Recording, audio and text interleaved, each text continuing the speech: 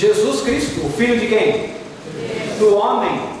Ele não usa essa expressão? O Filho do homem veio para salvar e buscar o perdido. 7 mulheres lançarão mão de um homem, e esse homem é Jesus Cristo.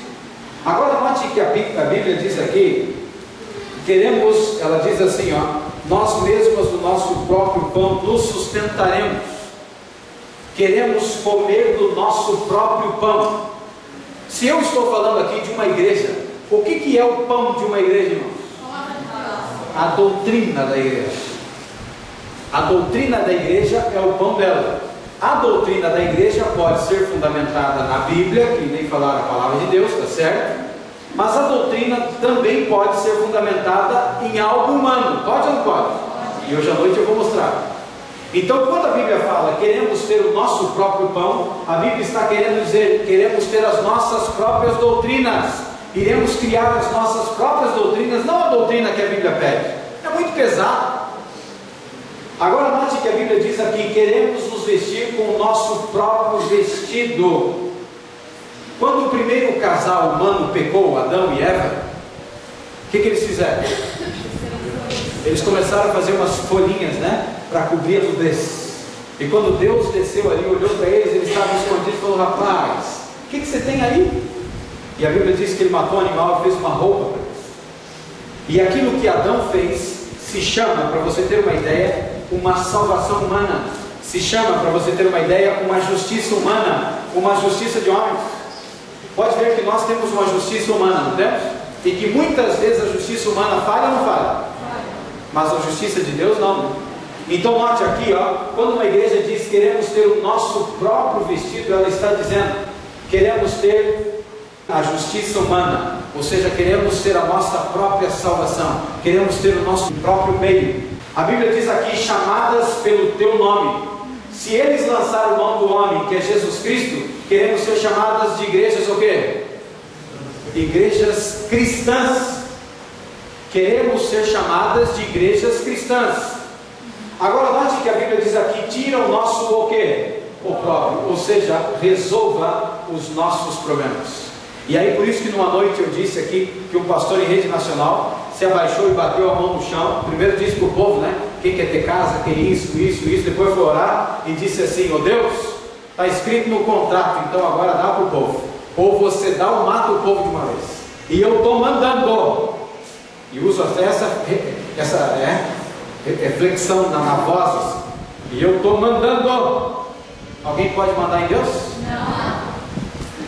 Então note, resolva os nossos problemas, seja cura as nossas enfermidades, dá carro, dá casa, dá emprego, resolva. Agora note que quando nós olhamos para isso, querido irmão, querida irmã, olha o que Cristo, quando esteve aqui nesta terra, Ele fez, ou Ele disse. Vai agora para Mateus capítulo 15, preste muita atenção. Olha o que a Bíblia diz aqui, hipócritas, bem profetizou quem, irmãos? Quem? Fala com vontade, irmão. Quem? Isaías. Qual foi o livro que nós acabamos de ler? Olha para cá aqui, mulheres, igrejas lançarão mão de Cristo, terão as suas próprias doutrinas, farão a sua própria salvação humana, serão chamadas cristãs e querem que Cristo resolva os seus problemas. O que significa a palavra hipócrita? Falso, mentiroso, mentirosos. Vamos ler de novo. Mentirosos ou falsos. Bem profetizou Isaías a vosso respeito, dizendo: este povo me honra com os lábios, mas o seu coração está longe de quem, irmãos? E em vão me adoram, ensinando doutrinas que são preceitos de quem? Olha para cá. Quem disse isso? Jesus disse isso. Você entendeu o que Cristo disse aqui? Cristo denunciou a igreja lá naquela época já, quando o judaísmo caiu, e ele disse: mentirosos. O Isaías profetizou a respeito de vocês, e ele disse ainda mais: eles estão me louvando com os lábios, mas o seu coração está longe de mim, e em vão me adoram, ensinando doutrinas que são preceitos dos homens. Agora olha para cá. Você já parou para pensar, você passar uma vida inteira dentro de uma igreja: Senhor, Senhor, lembra do primeiro texto? Eu te amo, Jesus, oh Deus abençoado. E o Cristo está dizendo: eles estão me honrando com os lábios, porque vocês estão ensinando doutrinas humanas, que são preceitos de vocês, que vão contrário àquilo que eu ensino, e vocês são mentirosos. É forte ou não é forte isso? Mas quem disse isso, irmãos? Jesus. Agora note que a palavra adoração significa três coisas.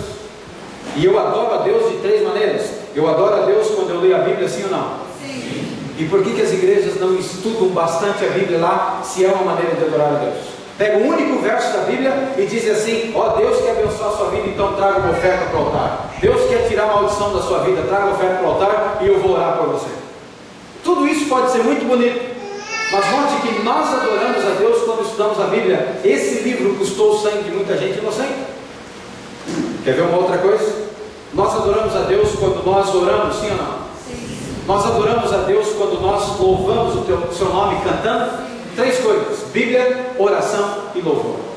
Você já imaginou passar o resto da sua vida dentro de uma igreja orando ou rezando, lendo a Bíblia, cantando a Deus, e Deus olhar para você e dizer assim: você está me honrando com os seus lábios, mas infelizmente, filho, o seu coração está longe de mim, porque você está aceitando uma doutrina que é o preceito humano. E agora chegou a parte mais dura dessa aula, porque aqui eu vou mostrar a cobra marca. E eu vou te dar exemplos agora da mãe, e vou te dar exemplo das filhas. A pergunta é: você quer um exemplo primeiro da mãe ou da filha? E agora, neste momento, para ver esses exemplos, é o momento de orar, viu? É o momento de ter espírito de oração diante de Deus, para que Deus manifeste o seu poder na minha e na sua vida, para que o Espírito Santo manifeste o seu poder na minha e na sua vida. A Bíblia diz que o Espírito veio para guiar a toda a verdade. Então é hora de espírito de oração passarmos a essa situação. Primeiro exemplo que eu quero dar a você, e está valendo um presente aí, viu? O meu carro. O meu carro é seu. Se você pode procurar de ponta a ponta na Bíblia, e você traz para mim na Bíblia, pode ser na outra aula hoje ainda, aonde foi que está escrito na Bíblia a autorização bíblica que o batismo tem que ser por aspersão e tem que ser de um nenezinho recém-nascido. Não existe? Mas procura lá, o meu carro é teu. Nasceu da tua casa? Olha, rapaz, está melhorando o negócio. Não tem. E o batismo adotado por aspersão é uma prática religiosa dentro da igreja católica e dentro de outras igrejas também. E quer ver onde entra a história?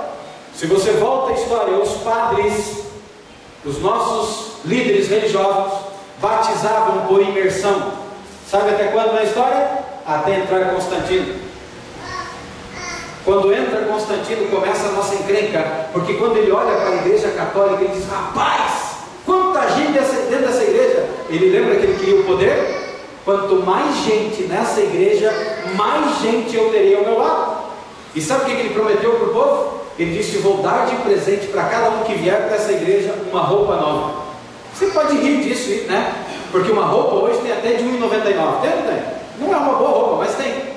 Naquela época, meu amigo, tem alguém aqui que no passado o seu avô ou sua avó, não existia roupa naquela época e foram criados, a roupa que era mais comum era roupa feita de pano de saco, e os seus avós usavam isso? Olha, o meu pai usou isso. Era tipo um saiote e usava isso.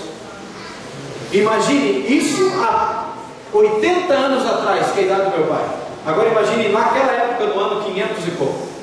E ele disse: vou dar uma roupa, e outra coisa, vai ser de seda. Só que tem um detalhe: para entrar para a igreja tem que ser batizado. Isso ele não entendia, né? Tem que se batizar para entrar numa igreja. Para ser membro de uma igreja tem que passar pelo batismo. E aí o que aconteceu? O povo começou a fazer fila para ser batizado. E agora imagine, os padres batizando assim, tranquilo, mas batiza 40, 50, quem é que aguenta? Mas tinha 1.500 para batizar ainda na fila, baseado em uma doutrina que já estava entrando para dentro da igreja, baseado na ideia do pecado original, que o pecado de Adão é o pecado nosso também. Isso não é bíblico. A Bíblia diz que o pecado é individual de cada um. Claro que Adão pecou e o pecado veio ao mundo, mas o seu pecado, meu amigo, você vai responder por você mesmo. Eu não tenho nada a ver com ele. Baseado nessa ideia que havia entrado dentro do concílio da igreja, eles começaram a entender que já precisariam então batizar o recém-nascido, porque se não batiza uma criança, a criança é o quê? Padrãozinho. E aí, baseado nisso, misturando a fome com a vontade de comer, ou a ideia do Constantino, aspersão. Bebezinho, muito mais fácil, joga a aguinha, resolveu. Dois erros na história. Com quantos anos Cristo foi batizado? Com 30 anos de idade. Quem é o nosso maior exemplo?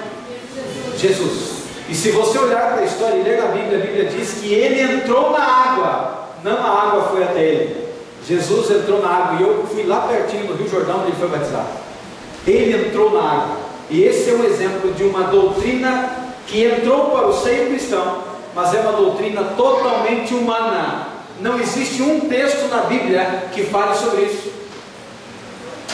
Não tem nenhum texto na Bíblia que diga tem que ser por aspersão.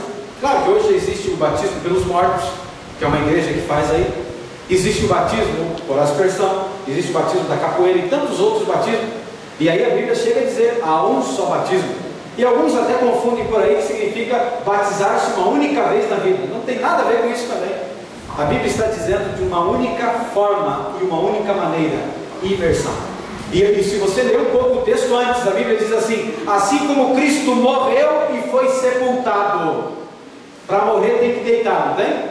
E quando morre tem que sepultar, não tem? Aí a Bíblia diz assim: assim como Cristo ressuscitou para uma nova vida, assim é o batismo, sepultado e ressuscita para uma nova vida. Olha que coisa linda o ato do batismo.